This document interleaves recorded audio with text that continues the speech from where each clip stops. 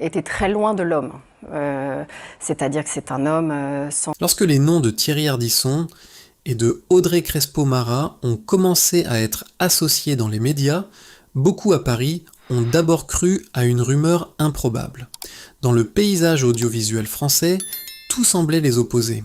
Thierry Ardisson incarnait depuis des décennies une télévision provocatrice, libre, parfois dérangeante.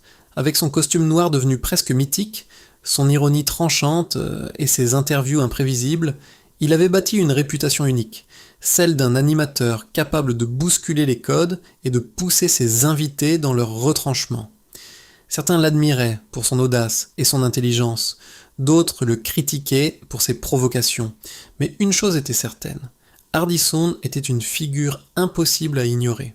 À l'opposé de cet univers électrique se trouvait Audrey Crespo-Mara.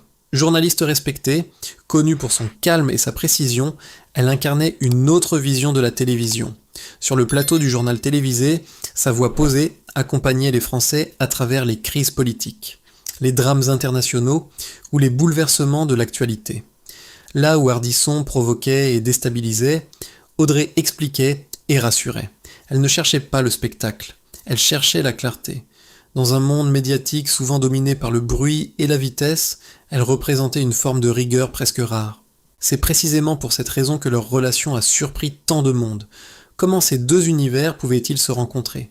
Comment l'homme des nuits agitées, des plateaux provocateurs et des interviews explosives pouvait-il partager sa vie avec une journaliste dont la réputation reposait sur la retenue et la discipline ? La vérité est que leur histoire ne commence pas sous les projecteurs.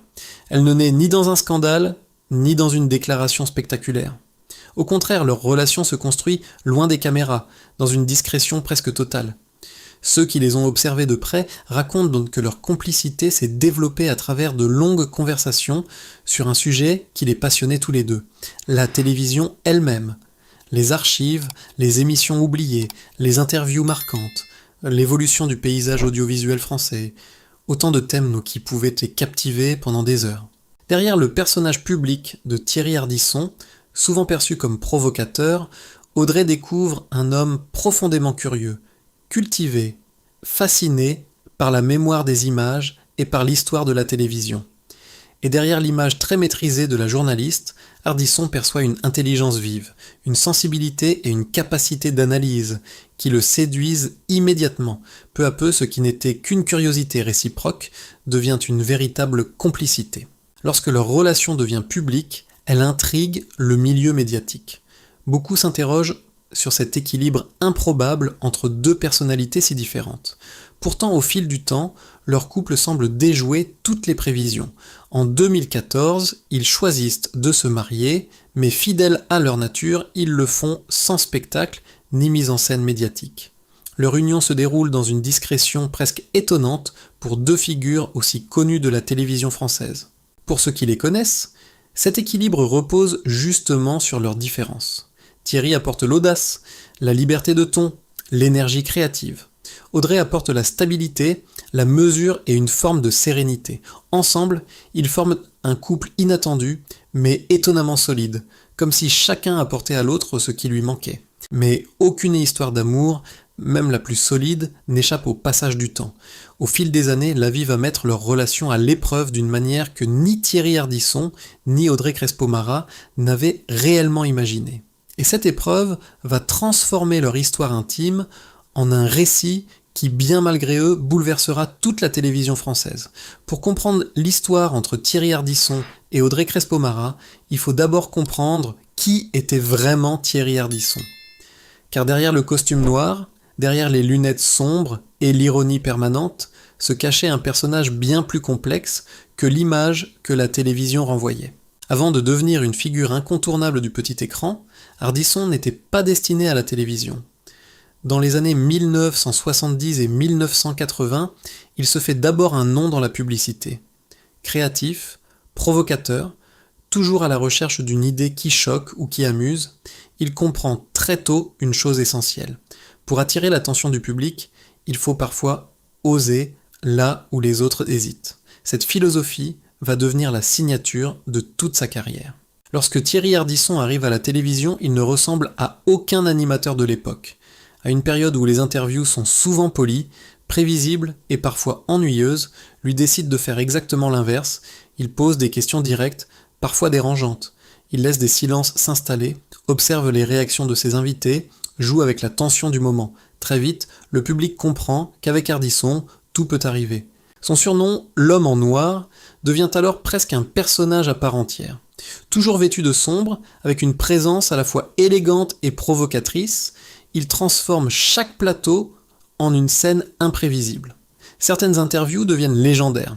Des artistes, des écrivains, des politiques, des acteurs passent sur ces plateaux et se retrouvent comme confrontés à un style d'interview unique en France. Ce qui fascine chez Ardisson, c'est cette capacité à provoquer sans jamais perdre totalement le contrôle. Il sait exactement jusqu'où aller. Il sait aussi que la télévision n'est pas seulement un lieu d'information ou de divertissement, mais un spectacle où l'on raconte des histoires, où l'on révèle parfois des vérités inattendues. Au fil des années, ces émissions deviennent des rendez-vous incontournables pour des millions de téléspectateurs. Certains le critiquent pour ses provocations, d'autres admirent sa liberté de ton. Mais qu'on l'aime ou qu'on le déteste, Thierry Ardisson parvient à accomplir quelque chose de rare. Il marque durablement l'histoire de la télévision française. Dans les coulisses, ceux qui travaillent avec lui décrivent un homme passionné par son métier, obsédé par les détails, capable de passer des heures à réfléchir à une simple question ou à une mise en scène particulière. Il connaît l'histoire de la télévision, les archives, les interviews marquantes du passé. Pour lui, chaque émission est une pièce de plus dans une longue conversation entre la télévision et le public. C'est précisément cette fascination pour les images et pour la mémoire télévisuelle qui va créer un lien inattendu avec Audrey Crespo-Mara. Car même si leurs styles sont très différents, ils partagent tous les deux une même conviction. La télévision a le pouvoir de raconter l'époque dans laquelle nous vivons. Peu à peu, Ardisson devient bien plus qu'un animateur. Il devient un symbole d'une télévision libre, parfois insolente, toujours curieuse. Une télévision qui n'a pas peur de poser des questions difficiles.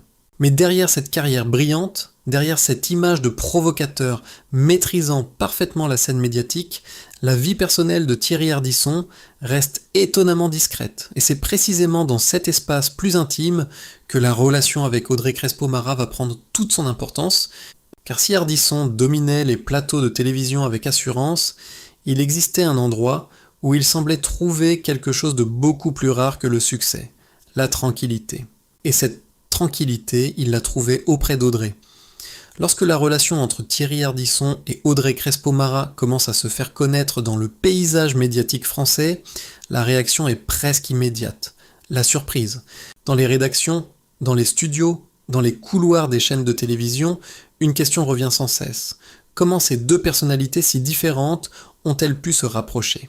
Car tout en apparence semblait les opposer. Thierry Ardisson appartient au monde des plateaux nocturnes, un univers souvent électrique où les conversations peuvent déraper à tout moment. Depuis des années, il s'est construit une réputation d'intervieweur redoutable, capable de déstabiliser les célébrités les plus expérimentées. Sur ces plateaux, rien n'est totalement prévisible. Audrey Crespo-Mara, au contraire, évolue dans un univers presque opposé, celui de l'information. Sur les plateaux du journal télévisé, chaque mot compte. Les phrases sont pesées, les gestes mesurés, la crédibilité est essentielle. Pour une journaliste comme elle, la confiance du public est un capital fragile qu'il faut protéger chaque jour. Et pourtant, derrière ces deux images publiques très différentes, une relation va peu à peu se construire. Contrairement à beaucoup de couples médiatiques, Thierry Ardisson et Audrey Crespo-Mara ne cherchent jamais à transformer leur relation en spectacle. Ils évitent les apparitions publiques trop nombreuses, les interviews sur leur vie privée, les confidences dans les magazines. Leur histoire se développe dans une discrétion presque surprenante pour deux figures aussi connues. Ce choix n'est pas un hasard. Tous les deux connaissent parfaitement le fonctionnement du monde médiatique. Ils savent à quel point la curiosité du public peut parfois devenir intrusive, comment les rumeurs peuvent se propager, comment une simple phrase peut être sortie de son contexte. Alors ils décident de protéger ce qui compte le plus pour eux, leur intimité. Dans leur cercle proche, certains racontent que leur relation repose sur un équilibre inattendu. Thierry Ardisson Souvent perçu comme provocateur et imprévisible à la télévision, trouve auprès d'Audrey une forme de stabilité. Elle apporte un calme, une capacité d'écoute, une manière d'observer le monde avec distance. De son côté, Audrey découvre chez Ardisson un esprit libre, une curiosité intellectuelle presque insatiable. Derrière l'image publique du provocateur se cache un homme passionné par la culture, l'histoire de la télévision, les archives et les grandes interviews qui ont marqué les générations précédentes. Ils peuvent passer des heures à discuter de programmes anciens, de journalistes emblématiques ou d'émissions qui ont changé la manière de raconter l'actualité. Pour eux, la télévision n'est pas seulement un métier, c'est une mémoire collective, une façon de comprendre l'époque. En 2014, ils franchissent une étape importante, ils se marient. Mais fidèles à leur tempérament, ce mariage ne devient pas un événement médiatique spectaculaire. Pas de grandes déclarations, pas de couverture tapageuse. L'annonce est presque sobre, comme si leur union appartenait avant tout à leur vie personnelle. Avec le temps, leur couple semble trouver son équilibre entre deux univers très différents. Thierry continue à provoquer et à interroger le monde sur ses plateaux. Audrey poursuit sa carrière journalistique avec la même rigueur qui lui a valu la confiance des téléspectateurs. Aux yeux du public, leur relation reste mystérieuse, presque énigmatique, mais derrière cette discrétion se construit une véritable complicité. Une complicité qui va pourtant être mise à l'épreuve par quelque chose que ni la notoriété ni l'expérience médiatique ne peuvent empêcher, le passage du temps et la fragilité de la santé. Car au fil des années, l'homme en noir qui semblait indestructible va commencer à ralentir, et cette évolution va bouleverser l'équilibre de leur vie. Pendant longtemps, Thierry Ardisson a donné l'impression d'être indestructible. Sur les plateaux de télévision, son regard ironique, sa voix posée et ses questions incisives semblaient appartenir à un personnage qui ne vieillissait jamais vraiment. L'homme en noir continuait d'occuper l'espace médiatique avec la même assurance, comme si le temps glissait sur lui sans jamais vraiment l'atteindre. Mais derrière les caméras, la réalité était différente. Les années passent pour tout le monde, même pour les figures les plus emblématiques de la télévision. Peu à peu, le rythme des émissions ralentit.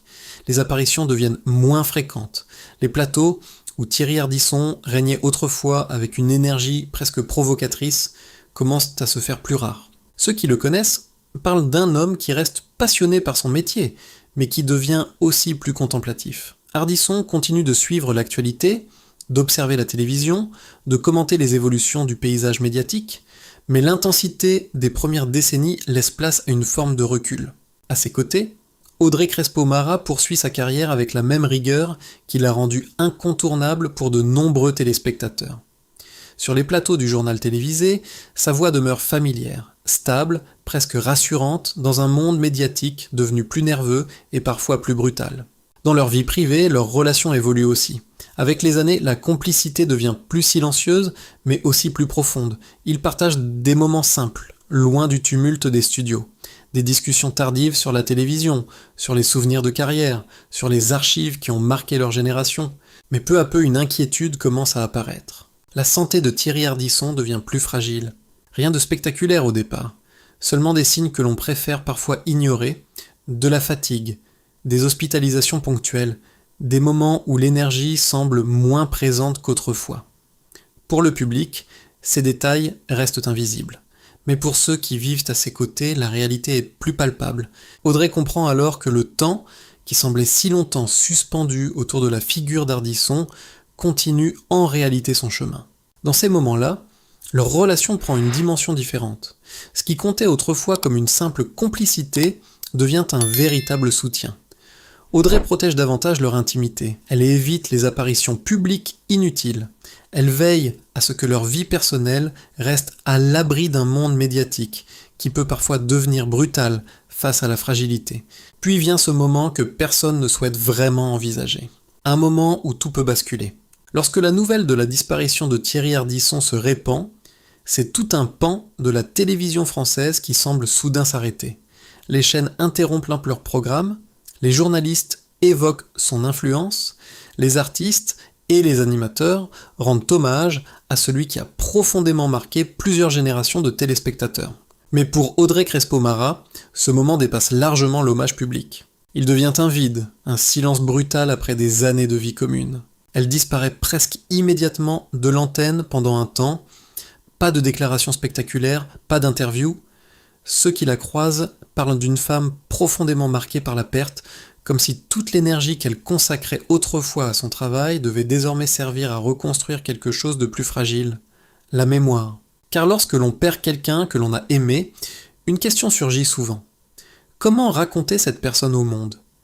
Comment préserver ce qui reste de sa présence ? Et c'est précisément cette question qui va conduire Audrey Crespo-Mara à prendre une décision importante. Une décision née de l'amour, du souvenir, mais qui va bientôt déclencher une tempête médiatique que personne n'avait imaginée. Après la disparition de Thierry Ardisson, la vie de Audrey Crespo-Mara change profondément. Derrière la journaliste respectée que le public connaît depuis des années, il y a désormais une femme confrontée à un vide immense. Les plateaux de télévision continuent d'exister, l'actualité continue de défiler, mais pour elle, quelque chose s'est arrêté. Très vite, une idée commence pourtant à s'imposer. Audrey ne veut pas que Thierry Ardisson disparaisse dans une succession d'hommages rapides et de souvenirs superficiels. Elle veut raconter l'homme derrière le personnage public, celui que le public n'a jamais vraiment vu. Elle décide alors de participer à la réalisation d'un documentaire hommage. Pas un simple résumé de carrière, mais un film plus intime, construit à partir d'archives, d'interviews et d'images rares. Pendant des semaines, elle replonge dans des années de télévision, anciennes émissions, conversations enregistrées, moments capturés, loin des projecteurs.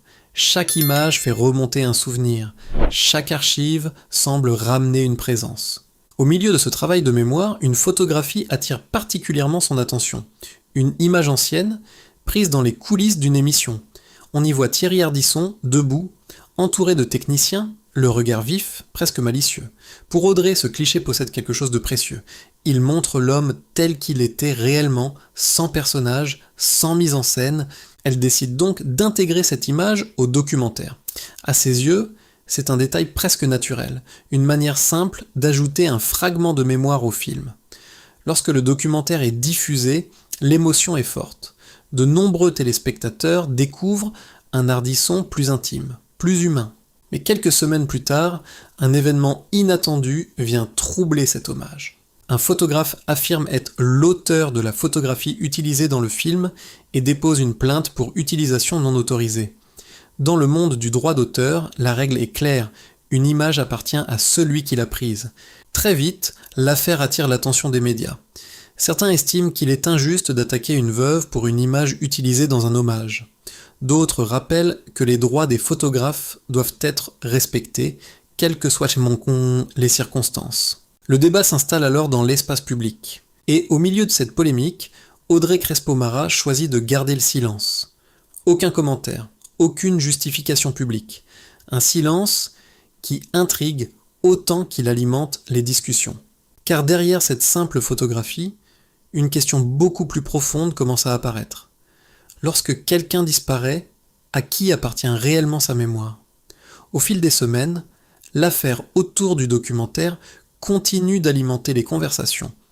Ce qui, au départ, n'était qu'un détail presque invisible, une photographie insérée dans un hommage, devient peu à peu un débat national. Les plateaux de télévision en parlent, les éditorialistes s'interrogent, et sur les réseaux sociaux, les opinions se multiplient. Au centre de tout cela se trouve toujours Audrey Crespo-Mara. Depuis des années, elle était associée à l'image d'une journaliste rigoureuse, mesurée, presque irréprochable. Aujourd'hui, elle se retrouve malgré elle au cœur d'une controverse publique. Certains la défendent avec vigueur, estimant que son geste relève simplement d'un hommage sincère à l'homme qu'elle a aimé. D'autres rappellent que la loi sur le droit d'auteur ne laisse pas de place à l'émotion. Une œuvre appartient à son créateur, quels que soient les sentenciens temps, les circonstances. Et derrière ce débat juridique, une autre question apparaît peu à peu. Car l'homme dont on parle au cœur de cette affaire n'est pas n'importe qui. Il s'agit de Thierry Ardisson, une figure qui a marqué la télévision française pendant plusieurs décennies. Son style, ses interviews, son personnage d'homme en noir ont façonné une partie de la mémoire collective du pays. Alors la question devient presque philosophique. À qui appartient la mémoire d'un homme célèbre ? À celui qui a capturé une image avec son appareil photo ? à celle qui a partagé sa vie et ses souvenirs, ou bien au public qui l'a regardé pendant des années sur son écran? La justice tranchera peut-être un jour les aspects juridiques de cette affaire. Il y aura peut-être une condamnation, peut-être un simple accord, peut-être même un oubli progressif dans le flot incessant de l'actualité.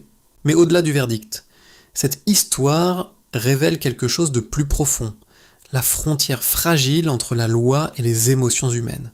Dans un monde où tout est codifié, où chaque image possède un propriétaire légal, il reste parfois des gestes qui naissent simplement de la mémoire et de l'amour.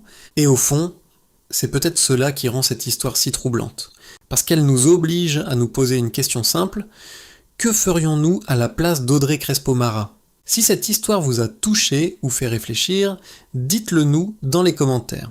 Pensez-vous que l'émotion peut parfois justifier une exception à la règle? Ou au contraire, la loi doit-elle rester la même pour tout le monde? Si vous avez apprécié cette histoire, n'oubliez pas de laisser un like, de partager la vidéo autour de vous et de vous abonner à la chaîne pour découvrir d'autres récits fascinants sur les grandes figures de notre époque. Et surtout, restez avec nous, car derrière chaque visage connu se cache souvent une histoire que personne n'avait imaginée.